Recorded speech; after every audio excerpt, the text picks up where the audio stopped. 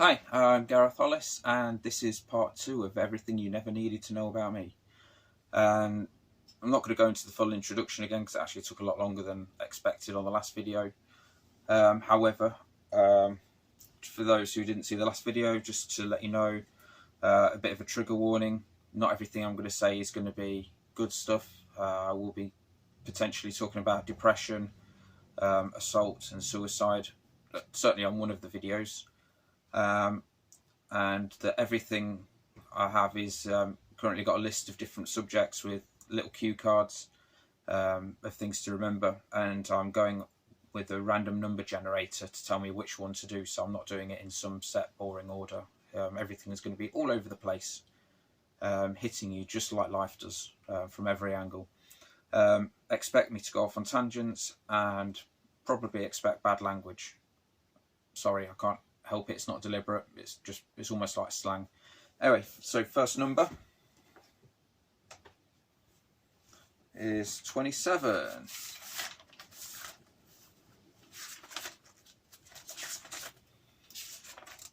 Probably could have come up with a better way of doing this, actually. So, hobbies.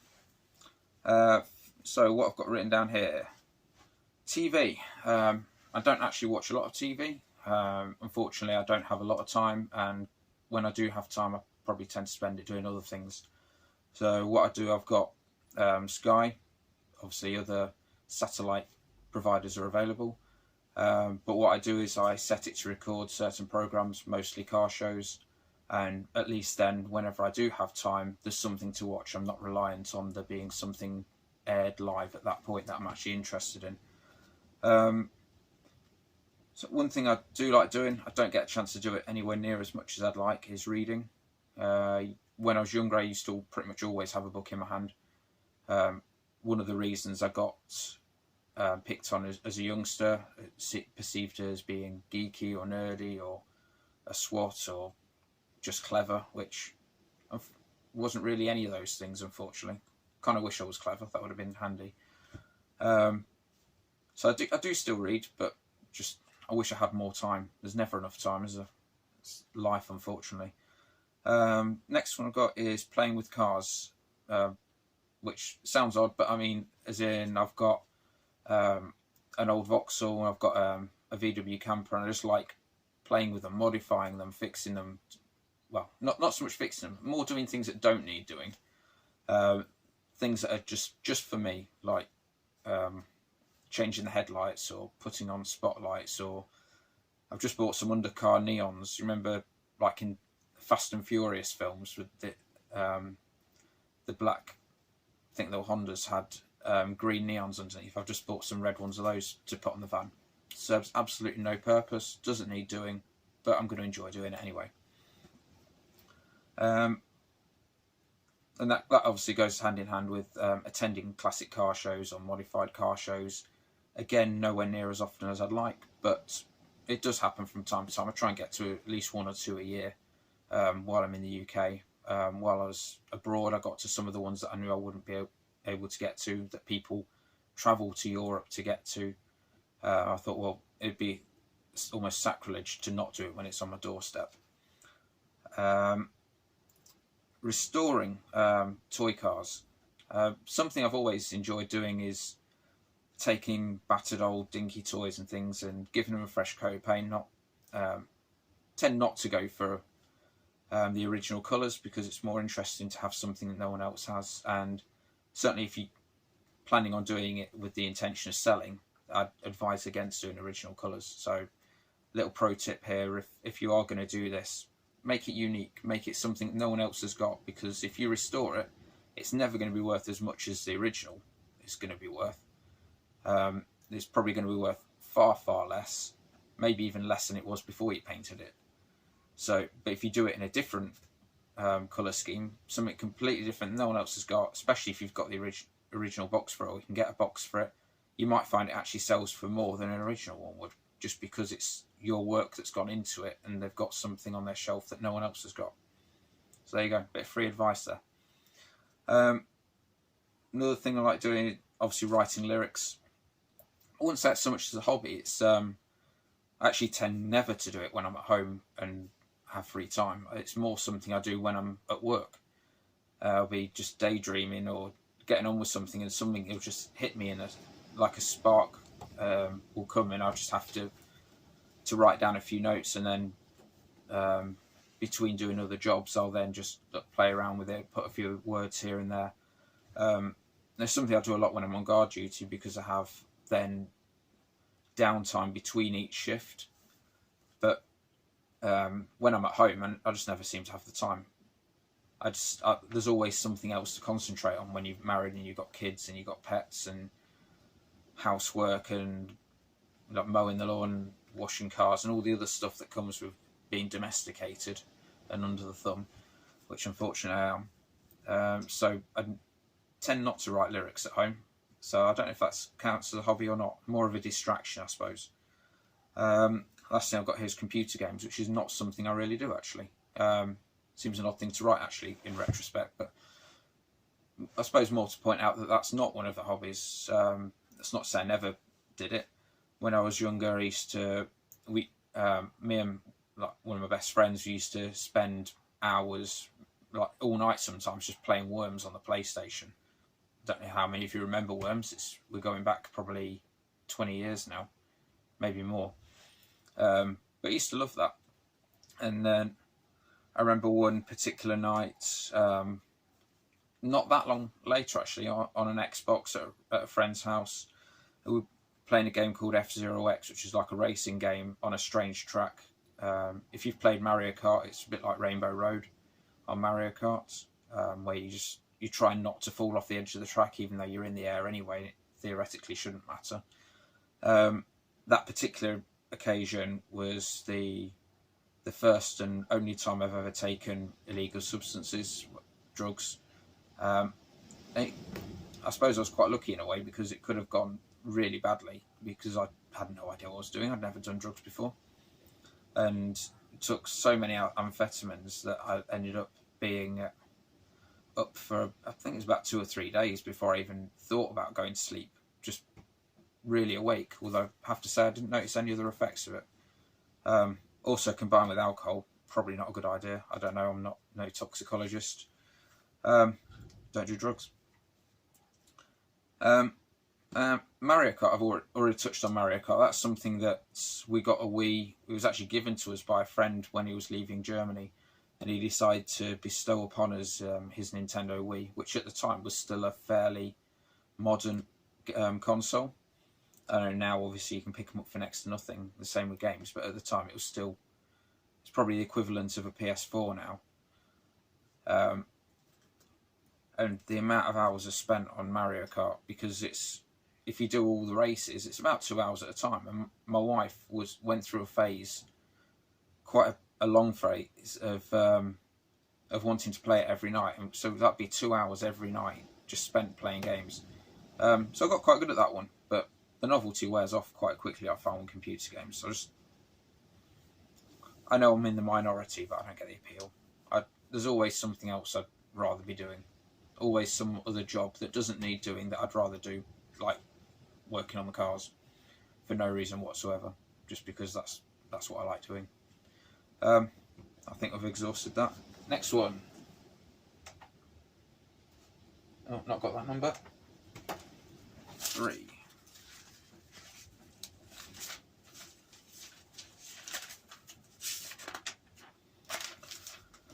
Alright, the army.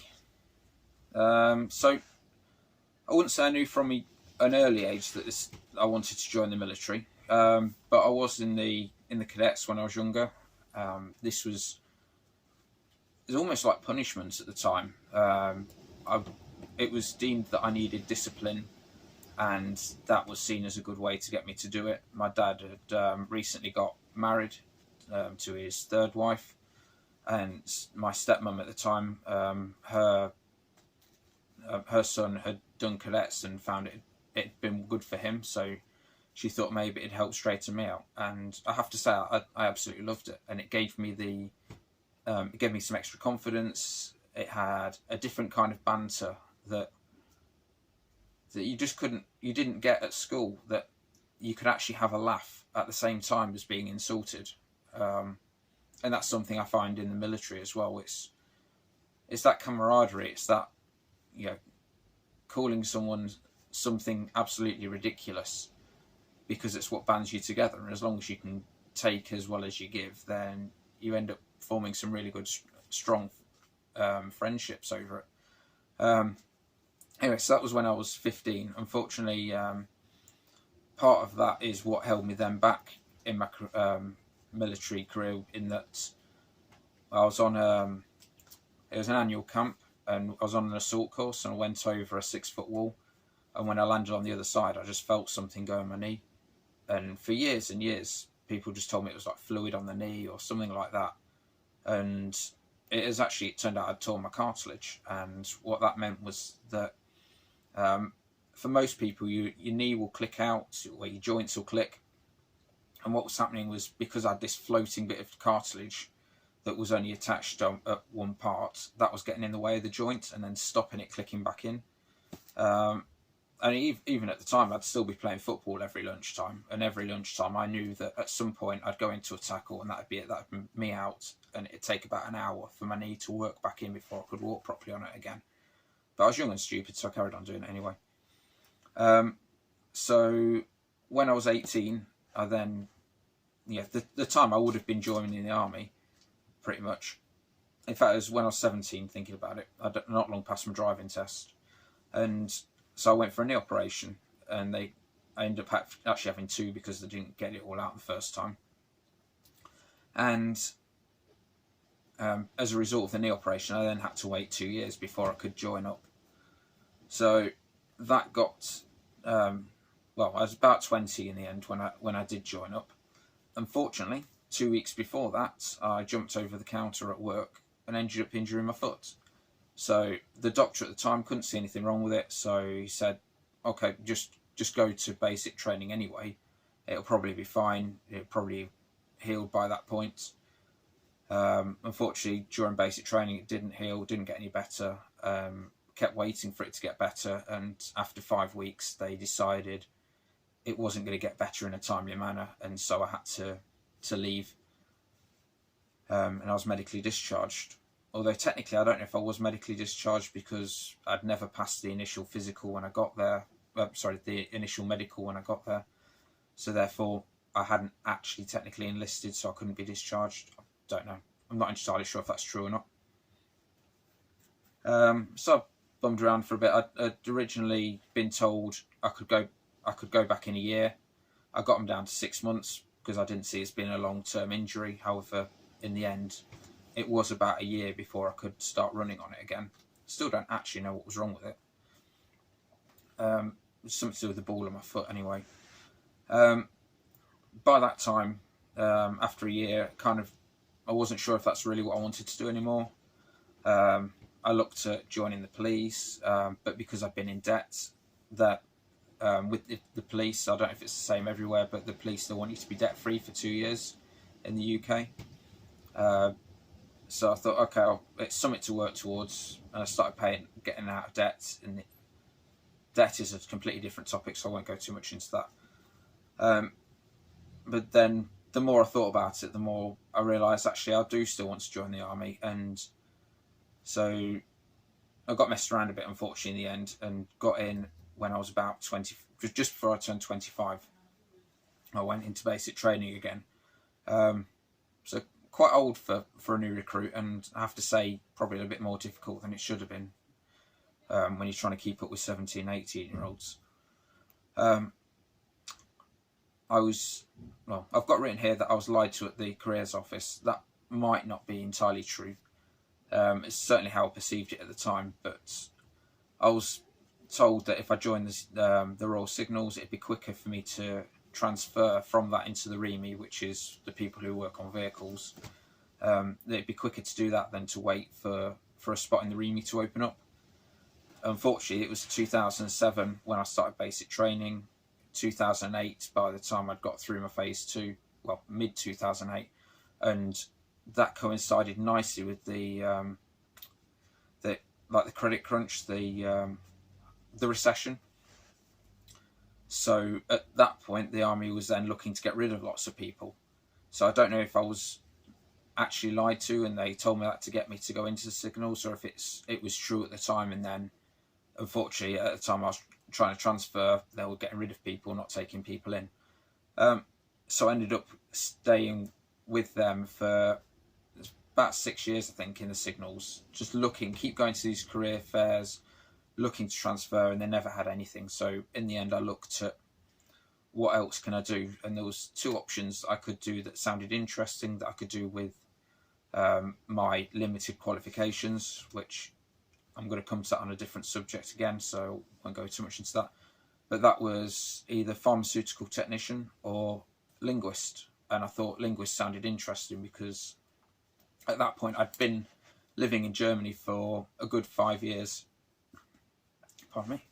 And I picked up German quite easily. I'd done a little bit of it at school anyway, and then being in Germany, most people didn't make the effort to learn German while they were out there, and I decided that I was going to embrace it as much as I could and talk to as many of the locals as I could, because we had locally employed civilians with us, so I talked to them in the native language and try and get good at that. So I thought, okay, well, let's go as linguist. How hard can it be? I've obviously got a flair for languages, not quite so much as it turns out. While I was in Germany, I had another knee operation. The other knee started going bad. It was something I picked up in basic training, but at the time it was never addressed. I just kept getting told. In fact, no, sorry, it wasn't basic training. It was phase 2 training. And all I'd get was a sick chit and some ibuprofen, and that was it. And they never actually addressed the problem. So it was only when I actually got to Germany, started having physiotherapy, they kept telling me there was nothing wrong. In the end, I managed to persuade them to give me an MRI scan, because that was the only thing that picked it up on my other knee. It turned out I had torn cartilage in that knee as well, and a plique, I think it's pronounced, which is like an extra little flappy bit of skin. So I had to have another operation to chop that out.